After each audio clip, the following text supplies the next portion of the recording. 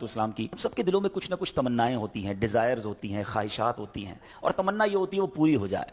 हैं, आओ आज मैं बताता हूँ, नबी पाक अलैहिस्सलाम ने एक फार्मूला दे दिया है, एक ज़बरदस्त तरीका बताया है कि जिससे हमारी आरजुएं, हमारी ख्वाहिशात, हमारी तमन्नाएं पूरी हो सकती हैं। सरवर कायनात अलैहिस्सलाम ने फरमाया, मन सल्ला अलैया फी यौमिन मिअत मर्रतन, जिसने रोज़ाना मुझ पर 100 मरतबा दुरूद भेजा, क़दल्लाहु लहू मिअत हाजतिन, अल्लाह तबारक व तआला उसकी 100 हाजतें पूरी फरमाएगा।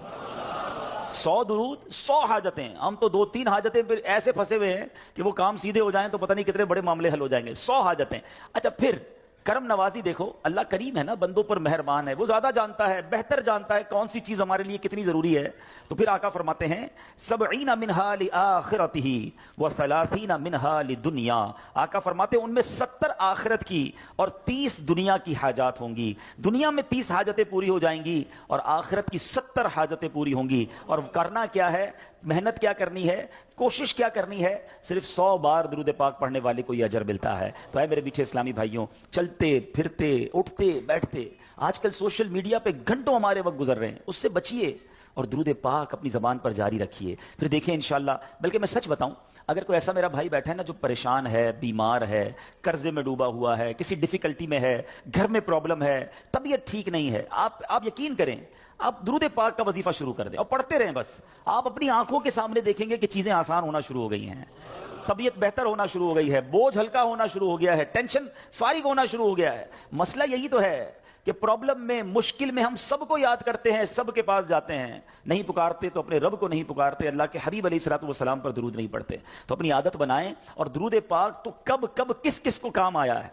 अगर मैं ये कहूं ना कि मेरी और आपकी दुनिया में आमद का एक सबब भी हम सब की जो तख्लीक हुई है, हमारे जद्दे अमजद कौन है, हम किसकी औलाद हैं, हजरत आदम अलैहिस्सलाम की। अच्छा माशाल्लाह, हजरत आदम यानी हमारी अम्मी हुजूर फिर कौन हुई, बीबी हव्वा। माशाल्लाह, इतना तो पता है ना। हजरत आदम और बीबी हव्वा का रिश्ता कैसे हुआ आपको पता है, ये निकाह कैसे हुआ, ये रिश्ता हुआ, ये जोड़ा बना तो ये सिलसिला बनी आदम शुरू हुआ ना, औलाद शुरू हुई और बढ़ते बढ़ते बढ़ते आज हम सारे दुनिया में आ गए। हमें आदमी कहा क्यों जाता है, हम हजरत आदम अलैहिस्सलाम की औलाद है ना। अब आओ बताता हूं, ये पहला निकाह, ये पहला रिश्ता, ये पहला जो जोड़ा बना वो कैसे बना, सुभान अल्लाह। अब इसके बारे में ये आता है कि जब अल्लामा नबहानी रहमतुल्लाह तआला नकल करते हैं कि जब अल्लाह अज़्ज़ा वजल ने हजरत आदम अलैहिस्सलाम को पैदा किया, उन्होंने आंखें खोली तो अर्श पर इसमें मोहम्मद सल्लल्लाहु अलैहि वसल्लम लिखा हुआ देखा। हजरत आदम के दुनिया में आने से पहले ही मेरे आका का चर्चा है, नबी पाक का नाम अर्श पर लिखा हुआ है।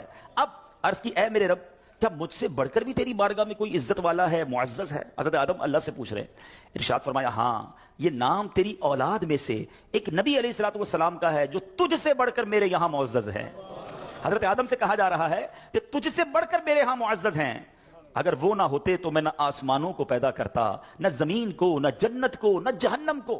फिर जब अल्लाह अज़्ज़ा वजल ने उनकी पसली से हजरत हव्वा रज़ियल्लाहु ताला अन्हा को पैदा किया तो आदम अलैहिस्सलातु वस्सलाम ने उन्हें देखा, ऐसी मखलूक कि जिसके मुशाबे कोई और मखलूक ना थी। अल्लाह अज़्ज़ा वजल ने हजरत आदम अलैहिस्सलातु वस्सलाम में ख्वाहिश भी पैदा की तो उन्होंने अर्ज़ की, इलाही ये कौन है। फरमाया, हव्वा रज़ियल्लाहु ताला अन्हा। अर्ज़ की, मौला मेरे साथ जोड़ा बन जाए। इरशाद हुआ, तुम इसका महर अदा करो। अर्ज़ की, मौला महर क्या है। इरशाद फरमाया, उस नाम वाले पर 10 मरतबा दुरूद भेजना है, जिसका नाम अर्श पे देखा है ना, उसके नाम पर 10 बार उस नाम वाले पर दुरूद भेजो। तो कहा, ए अल्लाह, मैंने ऐसा कर लिया तो क्या मेरा जोड़ा हो जाएगा, मेरा जोड़ा बन जाएगा। फरमाया, हाँ। अब हजरत आदम अलैहिस्सलातु वस्सलाम ने 10 बार दुरूद पाक पढ़ा और ये महर बना हजरत आदम अलैहिस्सलातु वस्सलाम और बीबी हव्वा रज़ियल्लाहु ताला अन्हा के दरमियान जोड़ा बनने का, रिश्ता हुआ। और उसके बाद ये सारी कायनात में जो हम दुनिया में आए तो गोया पता चला कि वजह तख्लीक कायनात, ये तो इस हदीस से भी पता चल गया कि नबी पाक अलैहिस्सलातु वस्सलाम के लिए ये कायनात बनाई गई। और सुभान अल्लाह, हजरत आदम अलैहिस्सलातु वस्सलाम का जो बीबी हव्वा से जोड़ा बनता है उसका महर भी नबी पाक पर दुरूद पढ़ना है। अब सोचिए, कब से नबी पाक पर दुरूद भेजा जा रहा है, कब से मेरे आका का चर्चा है। अल्लाह अकबर। शायर लिखते हैं ना, ये कायनात बनाई क्यों गई, इतनी सजाई क्यों गई, सुभान अल्लाह। वो कहते हैं, خدا کیوں نہ کرتا آرائشیں بزم انکا میں، خدا کیوں نہ کرتا آرائشیں دنیا کے ساما میں، تمہیں دولہا بنا کے بھیجنا تھا بزم انکا میں۔ یہ ساری کائنات ہی سجائی گئی ہے نبی پاک علیہ الصلوۃ والسلام کے لیے۔ مولانا حسن ادا خان صاحب لکھتے ہیں نا، کونین بنائے گئے سرکار کی خاطر، کونین بنائے گئے سرکار کی خاطر، کونین کی خاطر تمہیں سرکار بنایا، ایسا تجھے خالق نے طرحدار بنایا، یوسف کو تیرا طالب دیدار بنایا۔ حضرت آدم علیہ السلام نے جب یہ سوال کیا ہوگا، ذرا امیجن کریں کہ یا اللہ مجھ سے بڑھ کر بھی کوئی تیرے یہاں عزت والا ہے، تو بتایا کیا گیا ہے تیری اولاد میں، آنا تیرے بعد بظاہر ہے مگر تجھ سے بھی زیادہ عزت والا ہے۔ سید اعلیٰ حضرت امام اہل سنت بڑا پیارا شعر لکھتے ہیں کہ جب سے حضرت آدم علیہ السلام کو یہ پتا چلا کہ میری اولاد میں کوئی ایسی شخصیت نے بھی آنا ہے جو رب کے یہاں اتنا مقبول ہے، تو اس کی یاد میں حضرت آدم علیہ السلام گویا گم رہا کرتے۔ سبحان اللہ۔ سید اعلیٰ حضرت لکھتے ہیں کہ حضرت آدم علیہ السلام کیا کہا کرتے کہ ظاہر میں میرے پھول ہیں، حقیقت میں میری اصل۔ بعد میں آنے والا تنے کے تنا جو ہے اس کے بعد پھول آتا ہے نا، کہتے ہیں ظاہر میں تو میرے پھول ہیں، حقیقت میں میری اصل، اس گل کی یاد میں یہ صدا ابو البشر کی ہے۔ ابو البشر کہتے ہیں حضرت آدم علیہ السلام کو، وہ اس وقت بھی نبی پاک کو یاد کرتے تھے کہ ایک پھول نے آنا ہے لیکن باغ سجایا اسی کے لیے گیا ہے، سب ساری کائنات سجی اسی کے لیے ہے۔ سید اعلیٰ حضرت لکھتے ہیں نا، کیا خوبصورت بات لکھتے ہیں، انہی کی بو مایہ سمن ہے، انہی کا جلوہ چمن چمن ہے، انہی سے گلشن مہک رہے ہیں، انہی کی رنگت گلاب میں، آقا ہی کا سب کچھ ہے، انہی کا سب یہ سجایا ہوا، ان کے صدقے سے یہ ساری کائنات بنی ہے۔ اللہ بس نبی پاک کا سچا غلام بنا لے، آقا اپنی غلامی میں قبول فرما لے، نبی پاک کا ذکر زبان پر جاری ہو جائے۔ فضول باتوں سے بچاؤ اپنے آپ کو، نکلو ان فضول باتوں سے، اپنی زبان کو ذکر و درود سے تر رکھو۔ انشاءاللہ اگر یہ زبان درود پڑھتی رہی تو ضرور نبی پاک رحمت کی نگاہ فرمائیں گے، اپنے غلاموں پر وہ بڑے مہربان ہیں۔ اور یاد رکھو، امیر اہل سنت لکھتے ہیں نا، آپ عطار کیوں پریشان ہیں، عاشقوں پر تو وہ مہربان ہیں، ان پہ رحمت وہ خاص کرتے ہیں جو مسلمان سلام کہتے ہیں۔ آپ سلام کہیے تو صحیح، درود پڑھیے تو صحیح، پھر دیکھو کیسے پھر مہربانی ہوتی ہے۔ تو اب نیت کرتے ہیں انشاءاللہ، اب تو ویسے بھی رجب کا مہینہ، پھر شعبان، پھر رمضان، مبارک مہینے آ گئے ہیں کہ اب کثرت سے درود پاک پڑھیں گے انشاءاللہ۔ آئیے محبت کے ساتھ بآواز بلند درود پاک پڑھ لیں، صلو علی الحبیب صلی اللہ تعالی علی محمد صلی اللہ علیہ وسلم۔ حضرت منصور بن عمار رحمۃ اللہ تعالی علیہ ایک روز واز فرما رہے تھے، تو کسی حقدار نے 4 درہم کا سوال کیا، کوئی غریب تھا، مسکین تھا، اس نے 4 درہم کا سوال کیا۔ تو آپ رحمۃ اللہ تعالی نے اعلان کیا کہ جو اس کو 4 درہم دے گا میں اس کو 4 دعائیں دوں گا۔ آپ نے، اللہ کے ولی تھے، آپ نے فرمایا جو اس کو 4 درہم دے گا میں اس کو 4 دعائیں دوں گا۔ اس وقت ایک غلام گزر رہا تھا، خود بھی غریب تھا، مگر اللہ کے ولی کی ایک ایسی شاندار آواز سنی کہ 4 دعائیں ملیں گی، تو اس نے کیا کیا، اپنے پاس اس کے 4 درہم تھے وہ اس نے غریب کو دے دیے، اس سائل کو دے دیے۔ تو حضرت نے کہا کہ بتاؤ کون سی 4 دعائیں کروانی ہیں؟ کہ حضرت پہلی دعا تو کر دیں کہ میں غلامی سے آزاد کر دیا جاؤں، غلام ہوں، غلامی سے میری آزادی ہو جائے۔ نمبر 2، مجھے ان درہم کا بدلہ بھی مل جائے، 4 درہم دے تو دیے، مجھے اس کا بدلہ بھی مل جائے۔ تیسری دعا حضور یہ کر دیں مجھے اور میرے آقا کو توبہ نصیب ہو جائے۔ چوتھی دعا یہ کر دیں کہ میری، میرے آقا کی، آپ کی اور تمام حاضرین کی بخشش ہو جائے۔ 4 بڑی پیاری دعائیں کروا لی اس نے جناب۔ اب آقا کے پاس جب وہ غلام پہنچا تو آقا کہتا اتنی دیر کیوں ہو گئی، کدھر رہ گئے تھے بھائی، کہیں کام سے بھیجا تھا اتنا لیٹ؟ کہتا ہے حضور ایسا ایسا ماجرا ہوا، راستے میں حضرت منصور اللہ کے ولی وہ کہہ رہے تھے جو 4 درہم دے دے میں 4 دعائیں کروں گا، میں نے تو 4 درہم دی اور 4 دعائیں کروا کے آیا ہوں۔ اچھا بتاؤ دعائیں کون سی تھیں؟ پہلی دعا بتاؤ۔ کہا حضور میں نے پہلی دعا تو کی کہ اللہ مجھے غلامی سے آزاد کر دے۔ آقا کہتا جا تو غلامی سے آزاد ہے۔ پہلی دعا فوراً قبول ہو گئی نا، پہلے آقا کو دعا سنائی، آقا کہتا جا تو غلامی سے آزاد۔ کہا بتا دوسری دعا کون سی کروا کے آیا؟ کہا تو دوسری دعا میں نے یہ کی کہ جو 4 درہم میں نے دیے ہیں مجھے اس کا بدلہ مل جائے۔ غریب آدمی تھا ظاہر ہے، تو آقا نے کہا کہ میں نے تجھے 4 درہم کے بدلے 4000 درہم دیے۔ ارے بھائی واہ بھائی، تیسری دعا بتا کون سی کروا کے آیا؟ کہا حضور تیسری دعا میں نے کی کہ مجھے اور میرے آقا کو گناہوں سے توبہ کی توفیق نصیب ہو۔ یہ سنتے ہی آقا واقعی آقا تھا، اس کی زبان پر استغفار جاری ہو گیا، کہنے لگا یا اللہ میں اپنے پچھلے سارے گناہوں سے توبہ کرتا ہوں۔ کہا بتا چوتھی دعا کیا کروائی تھی؟ کہا حضور چوتھی دعا یہ تھی کہ آپ کی یعنی میرے آقا کی، میری اور تمام حاضرین اجتماع کی مغفرت ہو جائے۔ یہ سن کر آقا نے کہا 3 باتیں تو میرے اختیار میں تھیں، وہ میں نے کر لی، چوتھی میرے ہاتھ میں نہیں ہے، مغفرت کرنا تو اللہ کا کام ہے نا۔ اسی رات آقا نے خواب میں کسی کہنے والے کو سنا کہ جو تمہارے اختیار میں تھا وہ تم نے کر دیا، اور میں ارحم الراحمین ہوں، میں نے تمہیں، تمہارے غلام کو، منصور بن عمار کو اور تمام حاضرین کو بخش دیا ہے۔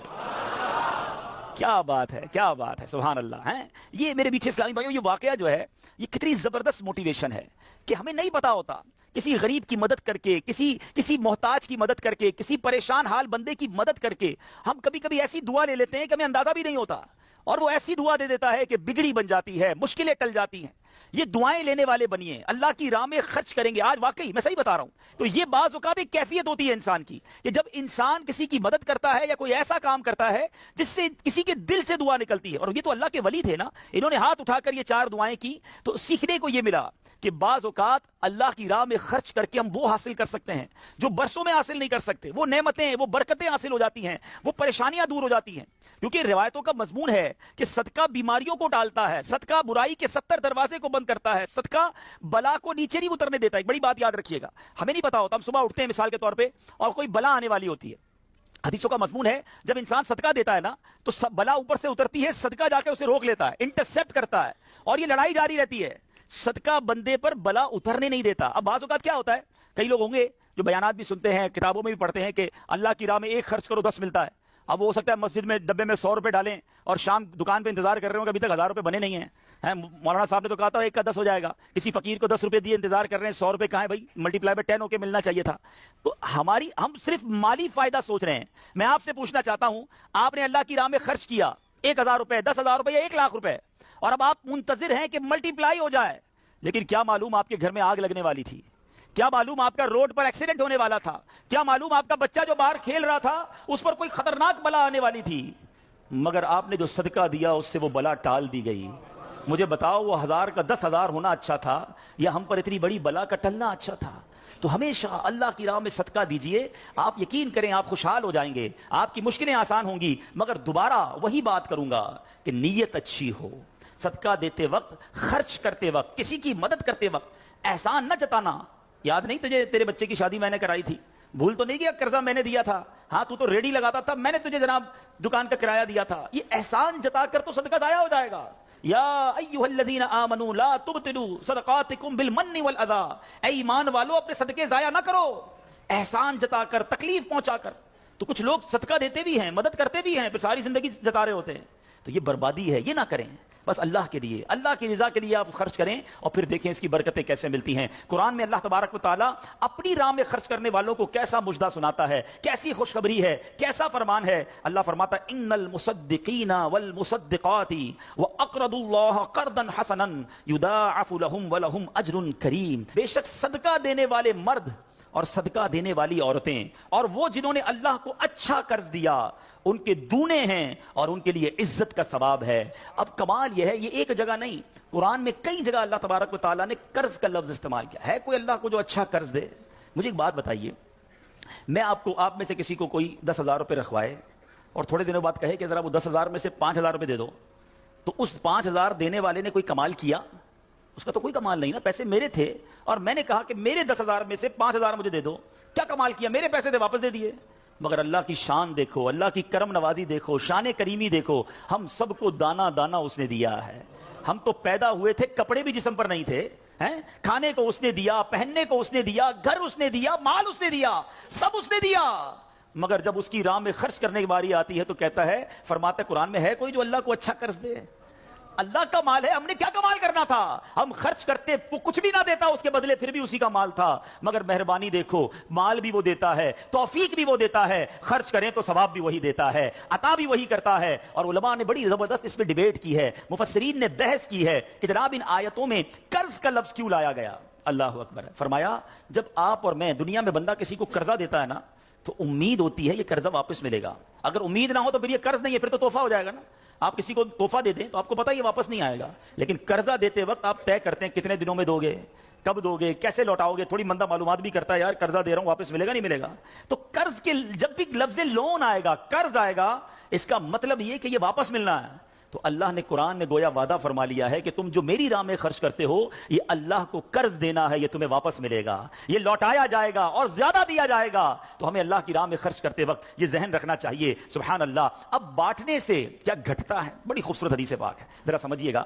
ایک بار حضرت عائشہ صدیقہ رضی اللہ تعالی عنہا سے مروی ہے کہ اہل بیت نے، نبی پاک کے گھر والوں نے ایک بکری ذبح کی اور پیارے آقا علیہ الصلوۃ والسلام تشریف لائے، بکری ذبح کی اور انہوں نے کچھ تقسیم بھی کر دی، حدیث کا مضمون ہے۔ نبی پاک آئے اور ارشاد فرمایا کہ اے عائشہ کیا بچا ہے؟ بکری کو کاٹا تھا، تقسیم کی، کیا بچا ہے؟ عرض کی گئی کہ حضور کاندھے کے سوا کچھ نہیں بچا ہے، کاندھے کا گوشت بچا لیا گیا ہوگا، باقی بانٹ دیا۔ نبی پاک نے ایک جملے میں ساری بات سمجھا دی، اگر آپ سمجھ جائیں۔ آقا نے فرمایا عائشہ کاندھے کے سوا سب بچ گیا ہے۔ بات آ رہی ہے سمجھ میں؟ کہا کیا گیا؟ حضور کاندھا بچ گیا ہے، کاندھے کے سوا کچھ نہیں بچا۔ اور نبی پاک نے فرمایا کاندھے کے سوا سب بچ گیا ہے، یعنی جو بٹ گیا ہے وہ بچ گیا ہے۔ یہ ذہن بنا لو کہ آج میں نے اور آپ نے جو اللہ کی راہ میں خرچ کیا وہی بچا ہے، ورنہ باقی تو ہم کھا کے ختم کر دیں گے نا۔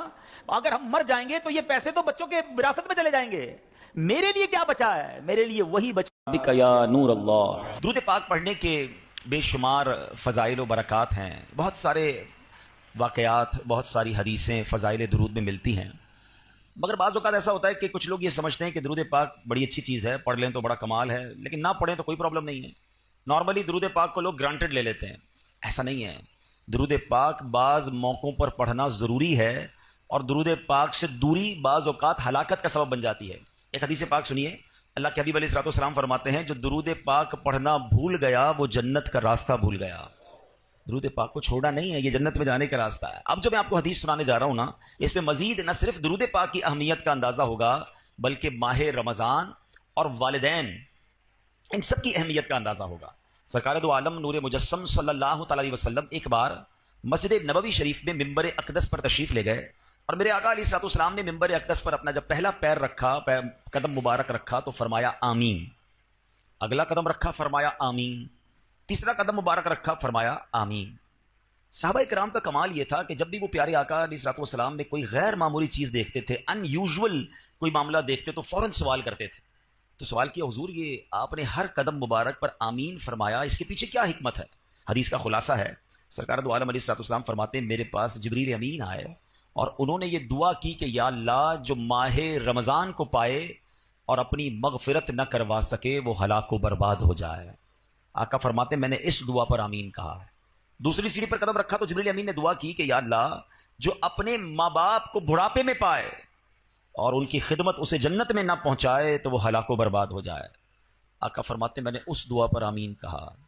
اور تیسری سیڑھی پر جب قدم رکھا تو نبی پاک علیہ الصلوۃ والسلام فرماتے ہیں کہ جبریل امین نے دعا کی کہ یا اللہ جو نبی پاک علیہ الصلوۃ والسلام کا نام سنے اور آپ پر درود نہ پڑھے وہ بھی ہلاک و برباد ہو جائے۔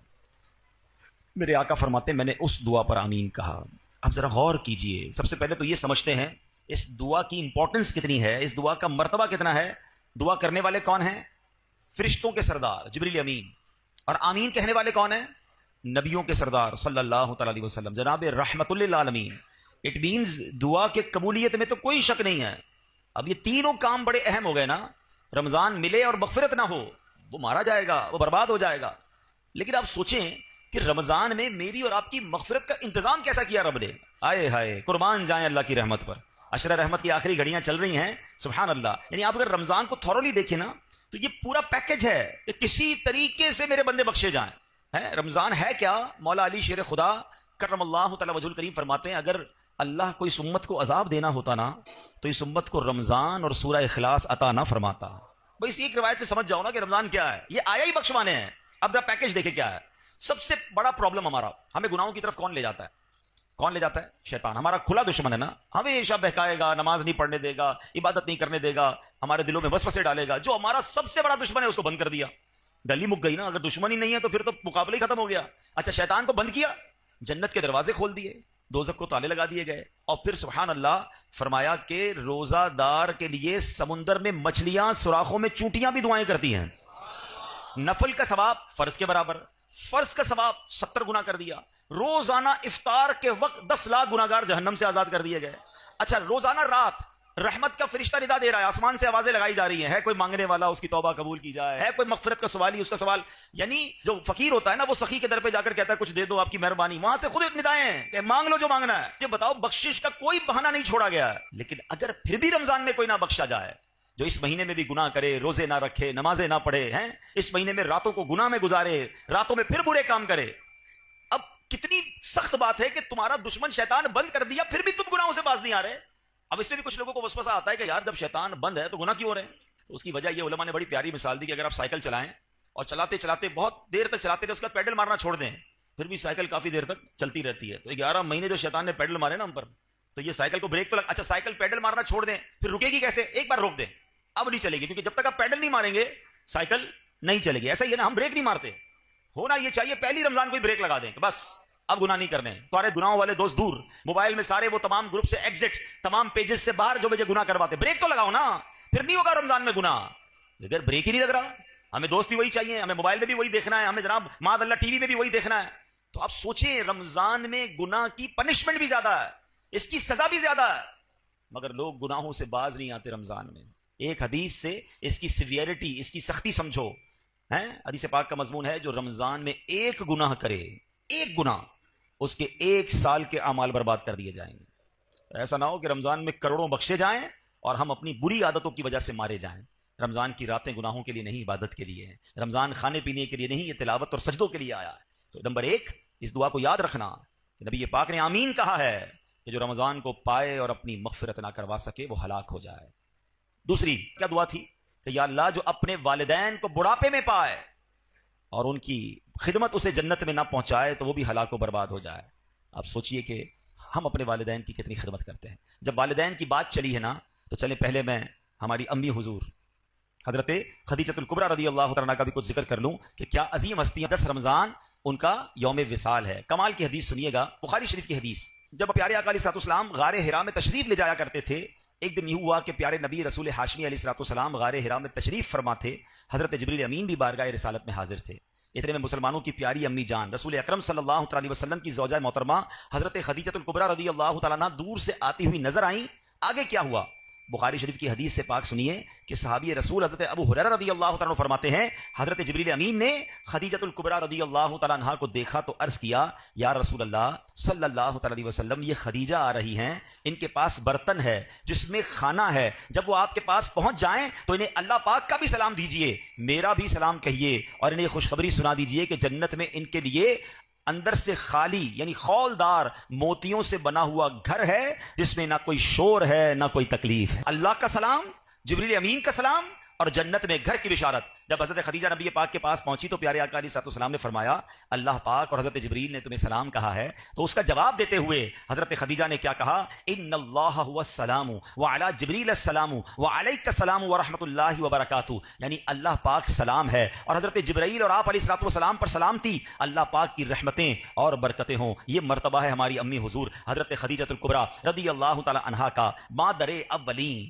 اہل ایمان کی ہے. یہ اس کی بزرگی و پاکیزگی برگزیدہ ہے رب محمد کی بھی, عرش سے جس پہ تسلیم نازل ہوئی اس سرائے سلامت پہ لاکھوں سلام. اس کا جبریل ملحوظ رکھے ادب, جنتی گوہریں گھر اسے بخش رب, کوئی تکلیف اس میں نہ شور و شغب, منزل من قصب لا نصب لا صخب, ایسے کو شک کی زینت پہ لاکھوں سلام.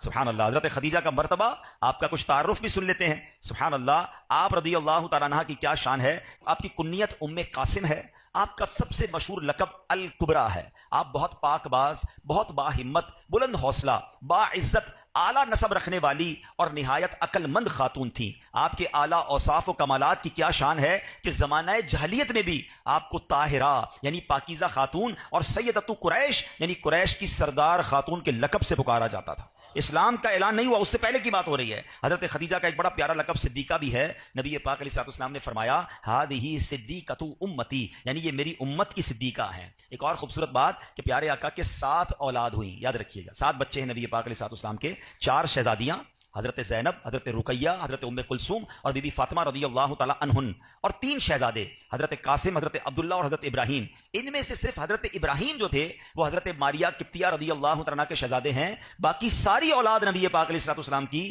وہ حضرت خدیجہ رضی اللہ تعالیٰ عنہا سے ہے. یہ یاد رہے. ایک اور خوبصورت بات کہ جب نبی پاک علیہ الصلوۃ والسلام نے ان سے نکاح فرمایا, پیارے آقا کی عمر مبارک 25 سال تھی, اور جب تک بھی خدیجہ دنیا میں ظاہری حیات میں رہیں میرے آقا علیہ الصلوۃ والسلام نے کسی اور سے نکاح نہیں کیا. اور ایک اور شاندار بات کہ تمام دنیا کے سیدوں کی, حسنی حسینی سیدوں کی جو نانی جان ہیں وہ حضرت خدیجہ الکبریٰ رضی اللہ تعالیٰ. 65 سال کی عمر میں 10 رمضان المبارک 10 سن نبوی آپ کا وصال مکہ مکرمہ میں ہوا، آج بھی آپ کا مزار جنت المعالی مکہ مکرمہ میں موجود ہے۔ اللہ کریم تربت حضرت خدیجہ پر اپنی کروڑوں رحمتوں کی بارش نازل فرمائے اور ہم سب کو ان کے فیضان سے مالا مال فرمائے۔ آپ ایک رول ماڈل ہیں۔ پیارے آقا علیہ الصلوۃ والسلام کی زندگی کا جو سب سے ٹف ٹائم تھا نا، وہ اسلام کا جب اعلان ہوا تھا۔ اس سے پہلے تو لوگ بڑا پیار کرتے تھے نا، آپ کو صادق اور امین کہتے تھے، مگر جب نبی پاک نے اعلان نبوت کیا تو اس کے بعد اپنے پرائے ہو گئے، جان کے دشمن ہو گئے۔ مگر آپ کی زوجہ حضرت خدیجہ نے جو نبی پاک کو حوصلہ دیا، جو آپ کا ساتھ دیا، پیارے آقا علیہ السلام اپنی زندگی کے حیات طیبہ کے آخری لمحات تک حضرت خدیجہ کو یاد کرتے تھے کہ خدیجہ نے مجھے اس وقت ساتھ دیا جب میرا کوئی ساتھ دینے والا نہیں تھا۔ تو یہ بات سیکھنی چاہیے ہماری ماؤں بہنوں کو کہ اگر گھر میں مرد کسی مشکل میں ہے، پریشانی میں ہے، تو ہمیں اس کا ساتھ دینا ہے، تانے نہیں دینے، ٹینشن نہیں دینی ہے۔ اور یاد رکھیں میری وہ بہنیں اور مائیں جو مشکل وقت میں اپنے شوہر کا، اپنے بھائی کا، اپنے والد کا ساتھ دیتی ہیں، وہ اللہ انہیں سکھ کے دن ضرور دکھاتا ہے۔ اور جو ہم نے سنا، پھر آتے اس دعا کی طرف، حضرت جبریل نے دعا کی کہ جو اپنے ماں باپ کو بڑھاپے میں پائے اور مغفرت نہ کروا سکے وہ ہلاک ہو جائے۔ تو اس سے سوچنا یہ ہے، اس سے سمجھنا یہ ہے کہ ماں باپ کی کتنی خدمت کرنی ہے، ماں باپ کی کتنی دعائیں لینی ہیں۔ میں آج ایک تحدیث نعمت کے لیے، شاید کسی کو یہ بات ترغیب کے لیے مل جائے، اس لیے بیان کرنے جا رہا ہوں۔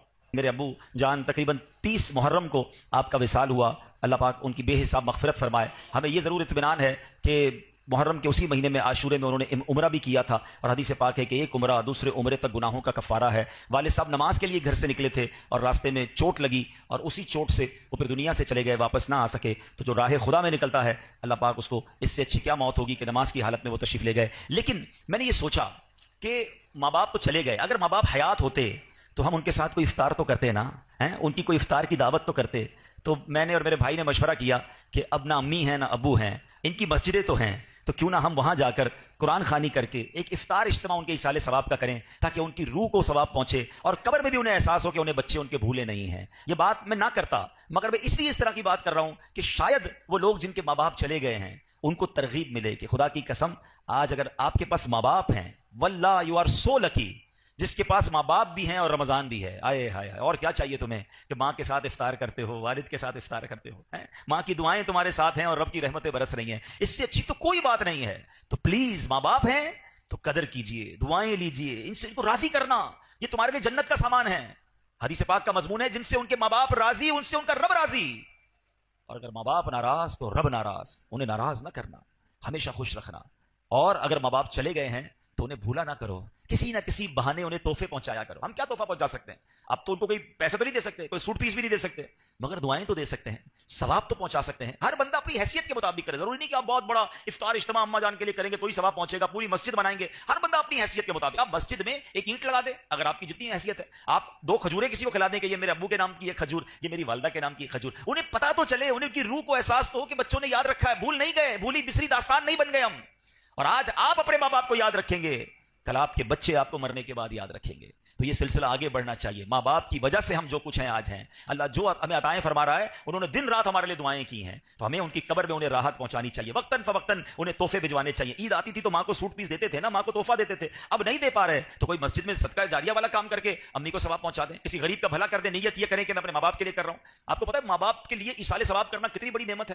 جو بچہ اپنے ماں باپ کے لیے حج کرتا ہے نا، یعنی اگر فرض حج پہلے کر لیا، اب نفلی حج کرنے جا رہا ہے اور نیت کرتا ہے کہ میں اپنے والدین کے لیے کر رہا ہوں، تو حدیثوں میں یہ الفاظ آتے ہیں کہ ماں باپ کو تو حج کا ثواب ملے گا، اس بچے کو 10 حج کرنے کا ثواب ملے گا۔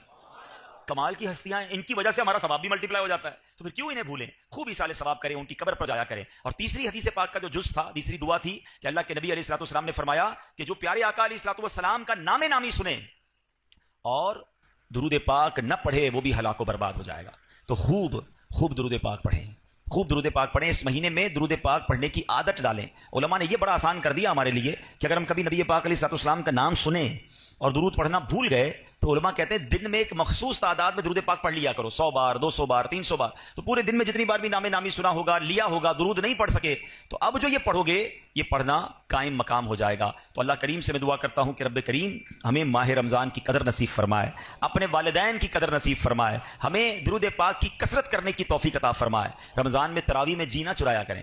کچھ لوگوں کو دیکھا ہے شروع میں 3-4 دن آتے ہیں پھر غائب ہو جاتے ہیں، یا 2-5 روزہ 10 روزہ تراویح پڑھ کے سمجھتے ہیں تراویح معاف ہو گئی ہے۔ تراویح سنت موقدہ ہے۔ آپ کو پتہ ہے تراویح کا ثواب کتنا ہے؟ رمضان میں ہر سجدے پر اللہ کریم 1500 نیکیاں عطا فرماتا ہے، ہر سجدے پر جنت میں سرخ یاقوت کا ایک گھر عطا کیا جاتا ہے۔ ہائے ہائے ہائے، اتنی اللہ نے رحمتیں آسان کر دی. پھر ہم تراویحوں سے بھاگ جاتے ہیں. تراویح بھی پڑھیں، نوافل بھی پڑھیں، تہجد بھی پڑھیں، اللہ توفیق دے اشراق چاشت بھی پڑھیں، رغبت کریں. یہ وقت آیا. آپ کو پتا ہے پچھلے رمضان میں کئی لوگ ہمارے ساتھ تھے، کیا پتا اور آج نہیں ہے، کیا پتا اگلے رمضان میں ہم نہ ہوں. تو اس رمضان کو اپنا آخری رمضان سمجھیں اور خوب عبادتیں کر لیں. یہ بخشوانے آیا ہے تو کر لیجئے جتنی نیکیاں کرنی ہیں. اور آخر میں عرض یہ ہے کہ اس مہینے میں سخاوت بھی کیجیے اپنی حیثیت کے مطابق.